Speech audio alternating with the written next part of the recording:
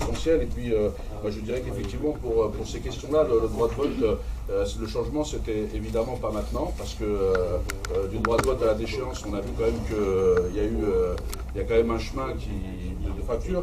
Et je dis ça parce que si on veut porter ces questions-là, y compris dans les communes, il faut être aussi cohérent dans son discours.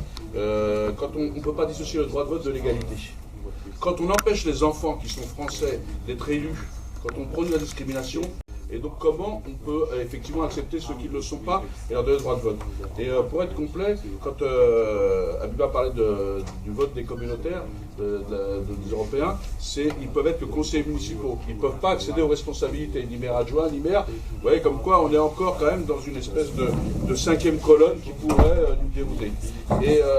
Et nous, je voudrais ici saluer, parce que tu parlais des communes, mais la région à l'époque, quand elle était de gauche, elle a travaillé aussi sur l'invitation citoyenne. C'est l'occasion de saluer ses militants, comme Saïd Bouziri, qui avait beaucoup travaillé, et saluer aussi celle qui a beaucoup œuvré pour aussi que sur la région, ça se fasse, et aussi sur les territoires, Claire Villiers, donc, parce que c'est important aussi de saluer, pour qui j'ai beaucoup d'affection, moi je suis au cabinet du Chon, donc Claire qui a beaucoup œuvré là-dessus.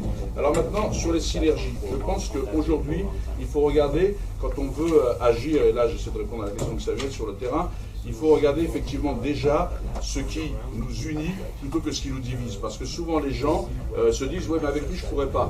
Mais avec le, si on est sur la base des valeurs, on voit bien qu'il y a des gens qui essaient de dire qu'il y a certains seraient légitimes et d'autres ne le seraient pas. Et ça aussi c'est un problème dans l'engagement militant, dans le combat qu'on a associatif, parce qu'il faut effectivement fédérer, rassembler. Et c'était ça aussi l'objectif des collectifs, c'est de rassembler j'y suis, j'y vote. Et comme Abiba disait, c'est ni une question de gauche, ni une question de droite, alors ça dépend de ce qu'on appelle la gauche et la droite. C'est une question de progrès. Donc le progrès est porté par qui? La question se pose. Aujourd'hui, effectivement, il y a beaucoup d'amalgames qui sont faits, parce que comme on n'a plus de fond politique, comme on n'a plus de vision de société, forcément, on est dans la caricature, on est dans le repli, on est dans la comment dirais-je, dans la posture qui frôle les impostures.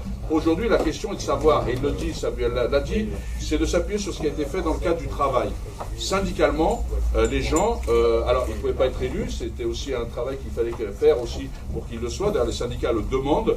Quand les syndicats ont mis en place le droit de vote aux élections prud'homales des salariés étrangers, tout le monde a dit ça va être la cinquième colonne, ça va être davantage. Ça n'a rien changé, les gens votent en fonction effectivement de leurs convictions et des valeurs. Il faut que les gens arrêtent de penser qu'il y aurait des gens qui voteraient en fonction du pays d'origine. Et d'ailleurs, je le dis parce que souvent les binationaux sont remis en cause en se disant mais s'il y avait une guerre, vous choisirez quoi ?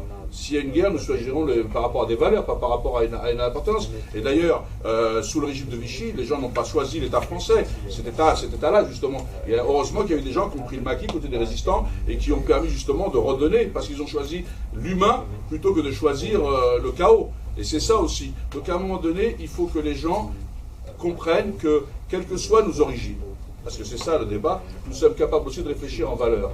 Il n'y a pas une espèce de vote communautaire qui voterait en fonction d'une appartenance, et ça n'empêche en rien que nous soyons légitimement attachés à notre pays d'origine.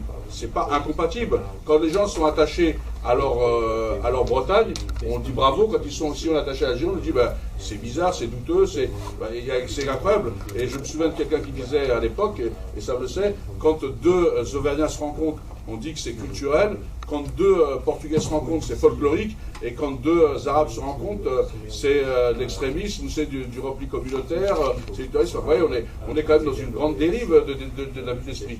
Donc voilà, donc ce que dit Sam, ce qui est important, c'est effectivement dans nos villes, là où on est, et dans les autres villes, c'est de convaincre, c'est effectivement d'organiser ces votes. Parce que si on fait un référendum, et moi je dis, pourquoi je suis aussi, parfois en politique, il faut avoir du courage et de la conviction, même si on devait le perdre, au moins on saurait dans quel état est le pays. Je crois qu'il faut arrêter de se cacher. Ça veut dire que si on dit on va le perdre avant d'avoir mené la bataille, ça veut dire qu'en réellement on n'avait pas la volonté de le faire.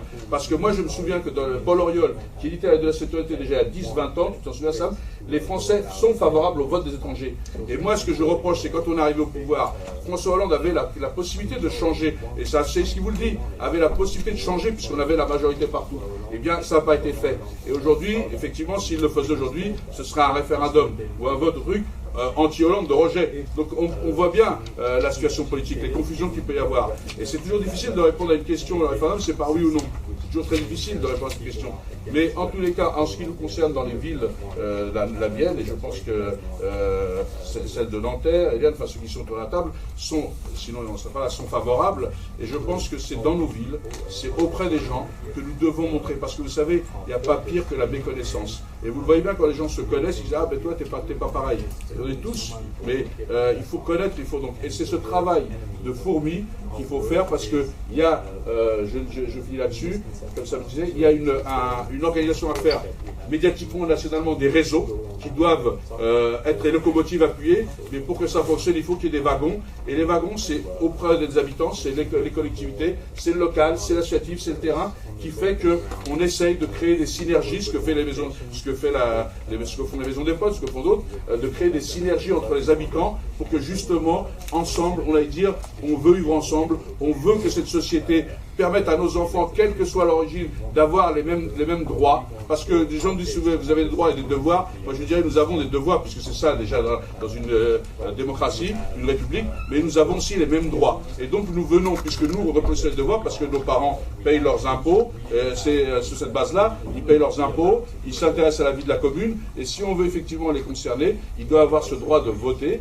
parce que justement, c'est comme ça qu'ils peuvent exprimer. En démocratie, il n'y a pas d'autre moyen d'exprimer sa satisfaction ou sa non-satisfaction que par le droit de vote, puisque c'est ce qu'on dit aux gens. Sinon, quand on empêche les gens d'agir, eh bien, il y a d'autres moyens d'agissement. On crée des marais fertiles à un certain nombre de dérives, et c'est comme ça qu'aussi, c'est une façon aussi de lutter contre la dérive en disant, c'est par le vote, c'est une démocratie, et si en démocratie, on empêche une population de la voter, alors la démocratie n'est pas aboutie. Merci.